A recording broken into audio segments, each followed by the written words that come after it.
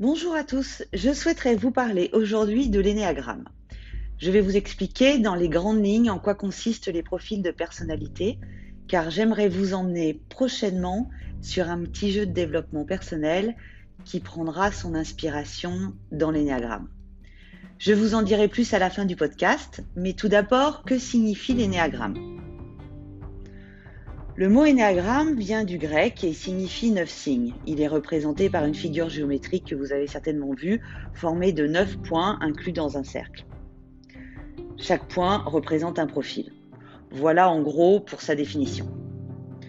Plus sérieusement, on prête à l'énéagramme des origines les plus diverses. Certains disent que ces origines remontent à Pythagore, même si aujourd'hui aucune preuve formelle n'existe. D'autres trouvent les origines dans le soufisme, entre le XIe et XVe siècle.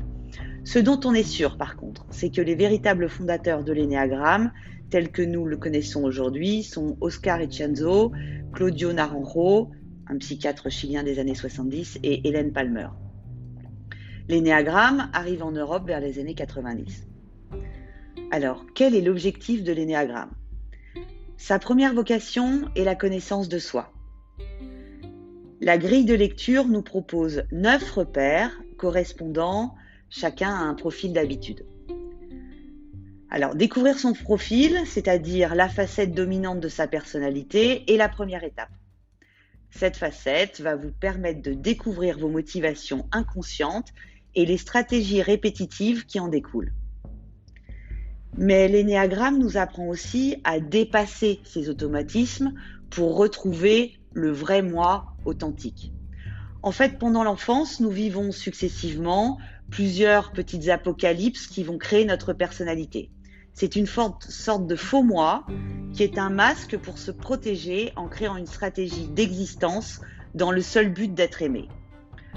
Pour résumer, nous pourrions dire que nous avons donc de bonnes raisons d'être ce que nous sommes. L'énéagramme part du principe que nous avons 9 façons de jouer un rôle pour essayer de survivre. Plus les années passent, plus la stratégie mise en place devient inconsciente et laisse donc place à des automatismes. Autre information à prendre en compte dans l'énéagramme, c'est qu'en tant qu'être social, notre perception du monde passe à travers 3 filtres. Nous avons 3 centres émotionnels qui nous permettent de communiquer avec le monde extérieur. Un centre mental qui se situe dans la tête, un centre émotionnel qui est représenté par le cœur et le centre instinctif qui, quant à lui, se trouve dans le corps, nous pourrions même dire dans les tripes. Nous avons tous ces 3 centres qui s'appuient sur une émotion, mais tout en ayant une émotion de prédilection, la tristesse, la peur ou la colère, que nous comprimons la majeure partie du temps. Nous créons donc un déséquilibre. Les personnes qui viennent découvrir leur profil énéagramme dans une approche de coaching ont souvent un petit temps de rejet face à leur profil, car nous travaillons sur leur côté sombre, ce que nous essayons de cacher aux yeux du monde, que nous essayons de glisser sous le tapis. Pour vous donner un exemple, sans dévoiler mon propre profil, j'ai été très en colère lors de ma formation énéagramme sur la découverte de mon profil. Ah, mince, je pense vous avoir donné un indice. Je m'étais mise en tête de comprendre cet outil de l'intérieur pour mieux le déstructurer. Il semble que dans mon profil, j'ai quelques idées fixes. Ma préoccupation première était de comprendre comment, en tant que coach, nous pouvions accepter l'idée selon laquelle le caractère de chacun est figé dès sa plus tendre enfance. Mais où était donc notre place si nous ne pouvions aider les gens à se développer, voire à changer ? Pendant la formation, entre mon profil peu valorisant et la vision que j'avais de l'énéagramme, ça partait mal. Enfin, surtout pour mon formateur. J'étais prête à livrer bataille. Pourtant, au fil du programme, j'ai compris comme une révélation plusieurs de mes réactions passées face à des situations non maîtrisées, où je m'étais surprise moi-même dans mes comportements et les réactions que j'avais pu avoir.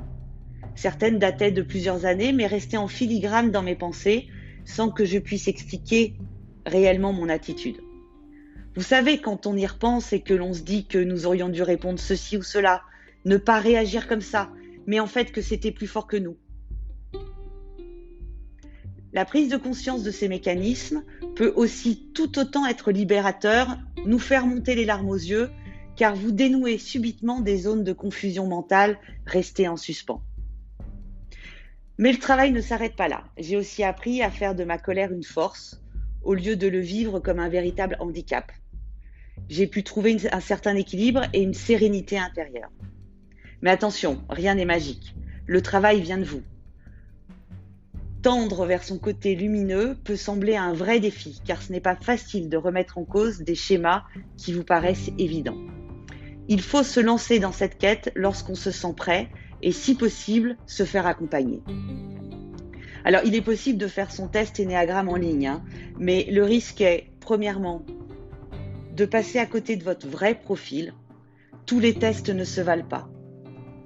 Deuxièmement, d'aller faire votre marché dans les types de profils pour prendre celui qui vous arrange le mieux et donc vous mentir à vous-même. Personnellement, avec mon expérience de coach, aucun de mes coachés ne s'est retrouvé dans le bon profil juste avec les descriptions. Et troisièmement, quand le test est pertinent, de ne pas prendre que certaines informations, là encore peu dérangeantes pour votre quotidien. Sur le descriptif du podcast, vous trouverez quelques liens pour aller plus loin, si le cœur vous en dit. À partir de l'Ennéagramme, je vous propose pour quelques mois un petit jeu de développement personnel à faire chez vous et pour vous. Le podcast sera mis en ligne tous les vendredis matins à 7h. Merci d'avance d'avoir suivi mon podcast. N'hésitez pas à vous abonner pour suivre le jeu dans son ensemble si vous êtes motivé et curieux. À très vite. Ah non, pardon, à vendredi.